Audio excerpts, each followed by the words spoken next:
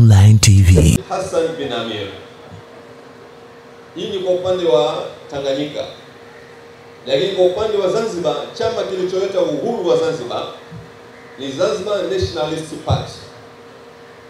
Kiongozi mkuu wa Zanzibar Nationalist Party ni Sheikh Al-Muhsin Barwani. Kwa muhtasari, viongozi wa dini ndio wabunifu wa fikra za kupigania uhuru,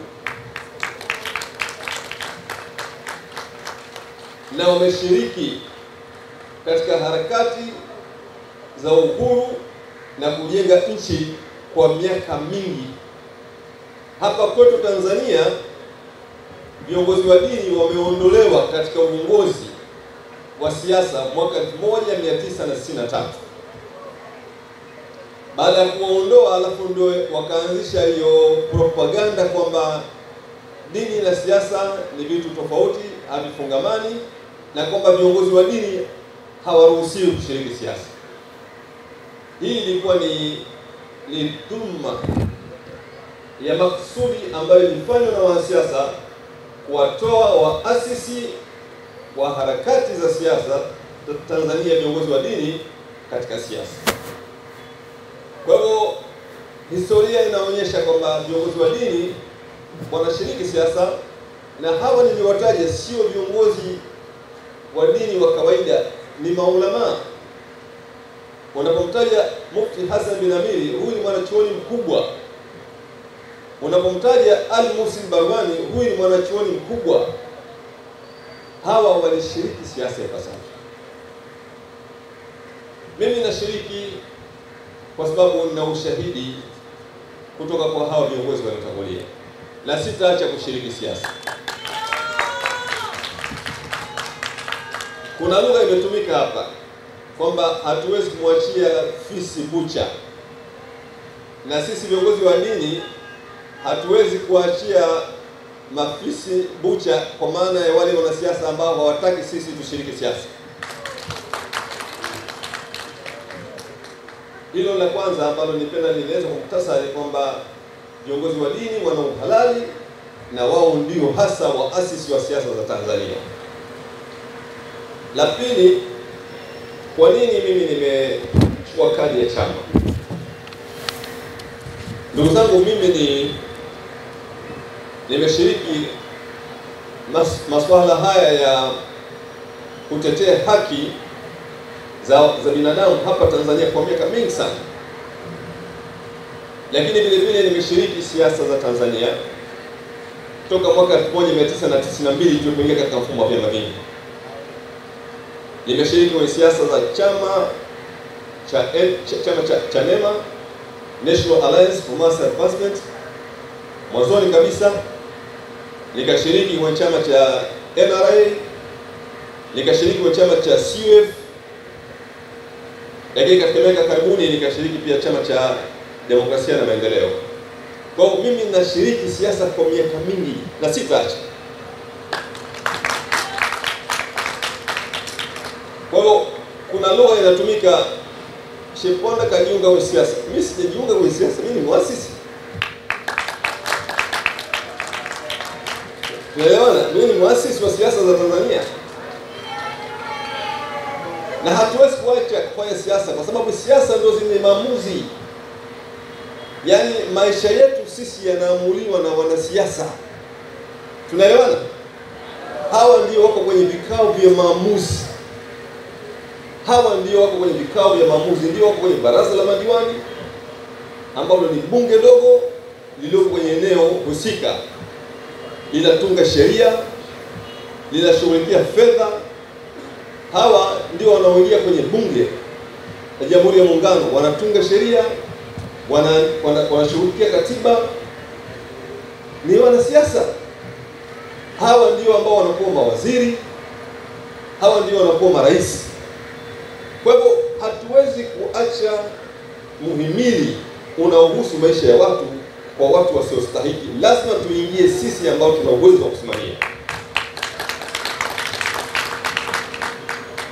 Kwa hivyo ndugu zangu, nimegusia nukta hii kwa sababu mwaka mwaka 2020 mimi nilikuwa kwenye kiwango cha juu kabisa cha ushiriki wa siasa. Nilishiriki kwenye jukwaa la mgombea urais. Wakati ule kambi ya upinzani ilikuwa na nguvu kubwa, lakini nilipojiunga mimi kwenye kambi ile ya upinzani, nguvu iliongezeka maradufu na tulishinda. Uchaguzi wa mwaka 2020 CCM haikushinda, ilishinda kambi ya upinzani. Na haya sisemi mimi, haya yanasemwa na wana CCM wenyewe kwamba uchaguzi wa 2020, lugha wanayotumia wao wanasema kulikuwa hakuna uchaguzi, lakini hii tumesikia wakizungumza wao wenyewe kwenye majukwaa kwamba 2020 hapakuwa na uchaguzi, kwa maana kwamba walishindwa. Sasa tulipomaliza uchaguzi ule wa 2020, mimi nililaumiwa sana na watawala, vyombo vya dola. Lugha walikuwa wanatumia na propaganda kubwa kwamba mimi ni kiongozi wa dini, sikupaswa kushiriki siasa. Na rais alikuwa madarakani wakati ule alitoa maagizo mazito sana dhidi yangu. Na pia waliwahi kutumia hata vikundi vya baadhi ya viongozi wa dini, nao pia wakawa wanalaumu. Sasa ni vizuri kuzingatia mazingira yalivyo, halafu mtu ukajipanga vizuri zaidi. Kwa kuzingatia hali hiyo, sasa mimi nikaamua nichukue kadi ya chama. Lengo la kuchukua kadi ya chama ni kujijengea uwezo wa kisheria ili kuondoa zile propaganda kwamba wewe ni kiongozi wa dini alafu unashiriki siasa.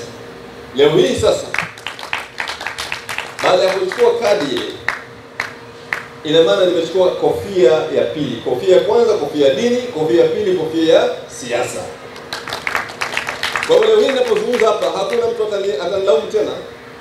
Kuna mtu atanilaumu kwamba mimi nimechanganya dini na siasa? Ndio namna ya kukabiliana na hawa. Namna ya kukabiliana na hawa ni kujua namna ya kutumia vizuri mazingira yaliyopo. Kwa hiyo mimi nimechukua kadi kujijengea uwezo wa kisheria utakaoniwezesha kufanya zile harakati mbalimbali nilizokuwa nazifanya kwa ufanisi zaidi.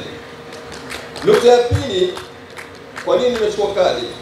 Ni kuondoa vikwazo pale ambapo itakapokuwa kuna umuhimu wa kwenda katika nafasi muhimu katika nafasi za nchi.